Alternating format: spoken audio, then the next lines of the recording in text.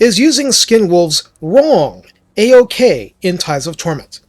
Sometimes using a unit wrong is right. My original title was asking if they break your heart. They certainly broke mine a few times, but this is not a unit that does a single thing really well and nothing else. It is a strong unit that does one thing super well and a bunch of other things less well, like a primary income stream and side hustles. Let's look at how non-standard uses can win you victory. Recruited for 950 gold and 238 upkeep, the original unit, which has a 1-turn recruitment time.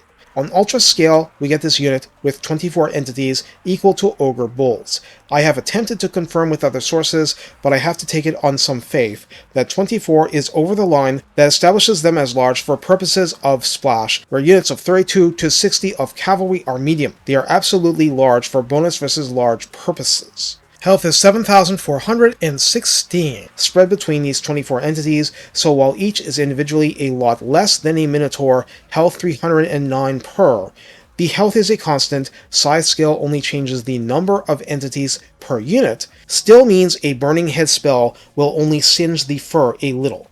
It's not a serious danger to them. Armor of this version is only 15, which is quite low, basic Marauder low. Physical resistance of 20% might provide a fair bit of defense, but this muffles incoming damage rather than blocks it. Leadership of 60 isn't terrible, but enough damage and they will break. Speed 75 and charge speed 100 are not bad at all, yet they must be seen in the light of chasing cavalry. While not on the level of, let's say, horse archers for Kislev, they can reposition behind enemy lines fairly well. Melee attack begins at 32, or the same value as every dinky Empire swordsman gets. Attack interval of 4 seconds is the game's standard. Splash target size of small means they will only splash man-sized infantry, and max targets damaged by splash, subject to how much of the unit is actually in contact with enemy entities at a given moment, is 3.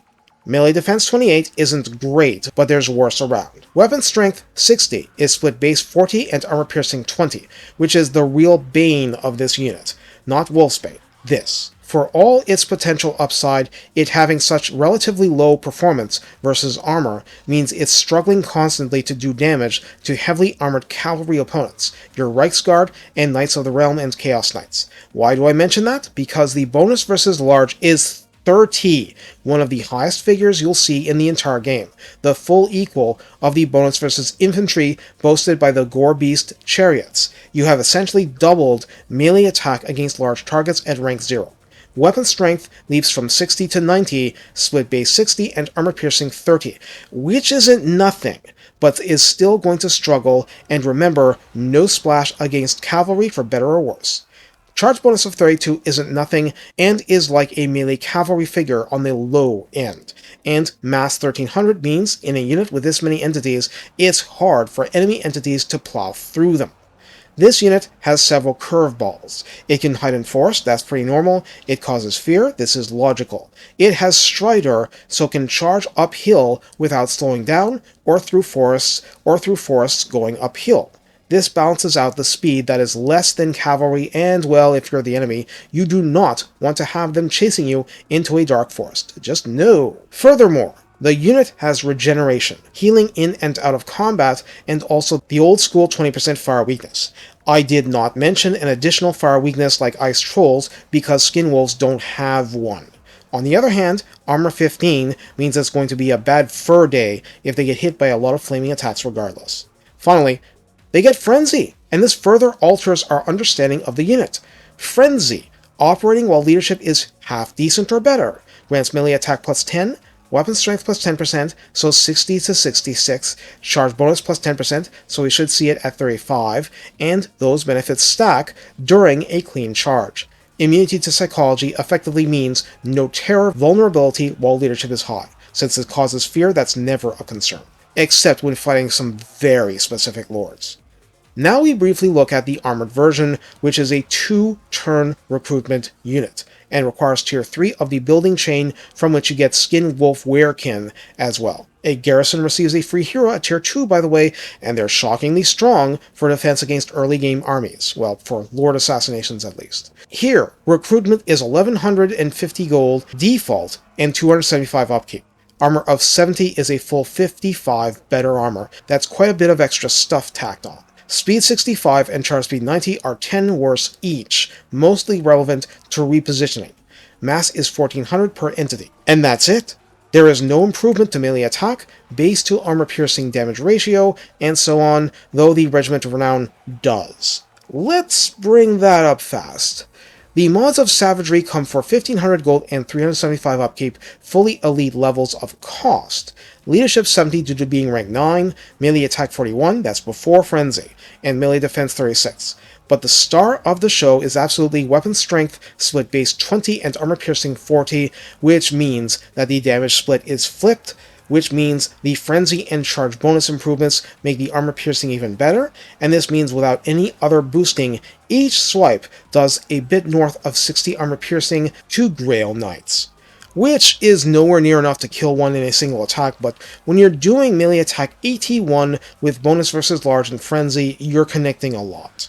Note that the armored skin wolves did not lose any of their physical resistance, and it is this combination of armor and physical resistance which makes it very difficult to kill them unless the enemy has both magical attack and armor piercing. Flaming attacks help too. In the redline skills, Frostbitten at 3 pips allows for plus 6 melee attack and plus 12% weapon strength. While entirely welcome, the thing is, this is the skill used for trolls, but not female. This split may not be convenient for every chieftain. Rank 7 and above skin wolves plus the ROR use Icy Wrath, which is to say not Hulks of Death, for melee attack plus 5, weapon strength another plus 12%, and charge bonus plus 12 flat. You can see immediately how this is perfect for skin wolves, and enhances what you brought them for, damage dealing. For the tech tree, natural selection grants leadership plus 4 and recruit rank plus 1. Our early tech for them exclusively is blood-fueled hunger, which grants fatigue buildup minus 50%, which is a lot, in a faction that may have other sources of reduced fatigue, and physical resistance plus 10% full time. I didn't dwell, but there's no rage mechanic here. Physical resistance 30%, good stuff, but unless around a rune caller above 50% health, magical attack melee will hurt extra, and Sisters of Avalorn are a match made in hell for them. Violent Evolution grants armor plus 10, which is massively impactful on the original, and missile resistance 15%, but only for rank 7 and above ones or the ROR.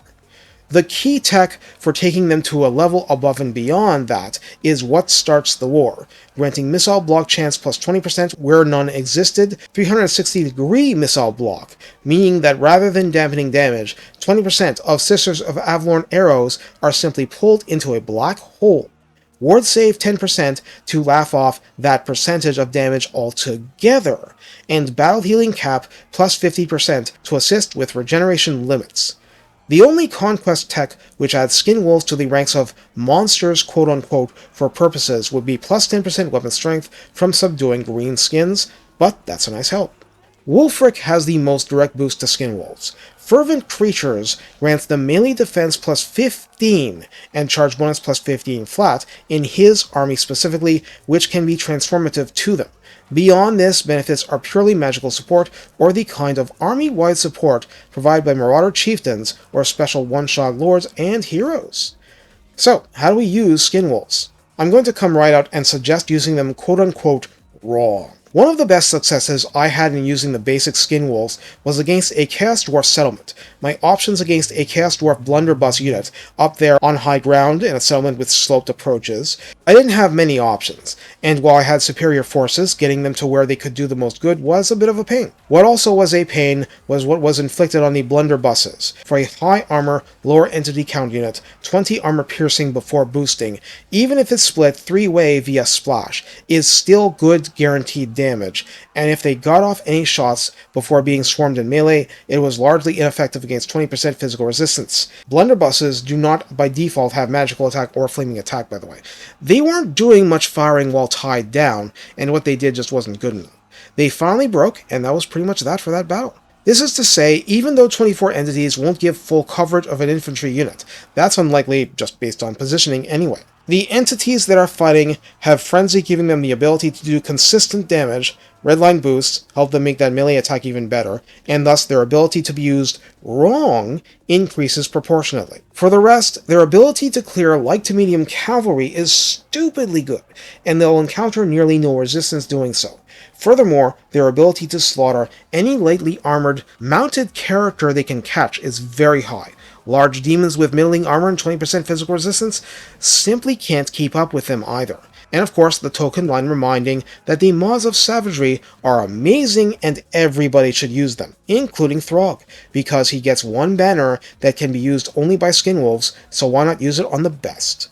So, what about the advanced class? Most of this should be familiar to anyone who watched the Marauder Hunter's Javelin's deep dive, but it's all about the support. Armor Sundering, from Fimir Nobles on up, is amazing here.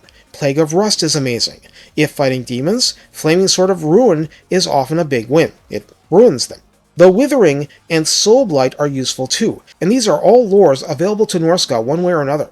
Warp Flame helps a bit too where applicable. You should be able to run at least 2 of these in every army from some source or another.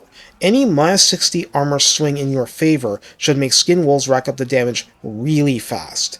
For the other side, Wulfric helps, yes, but there is a reason armored Skinwolves are priced at 2 recruitment turns, because the time is a lot more than the money in practical matters.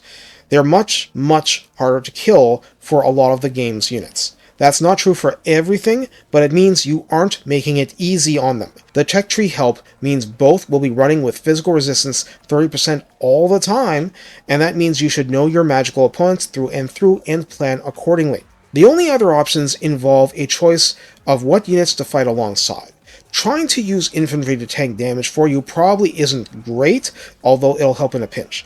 Trolls are more interesting because their entity count is lower, so individual health is larger, and most things won't splash past the first troll they hit. Other monsters are a luxury, but trolls benefit from the same redline skills, so if you're doing skinwolf-centric stuff, you might want them, or a couple of them. When they do connect, they're bashing more armor than the skinwolves do, so that's great too. These 2 units are sensitive to the help they have around them.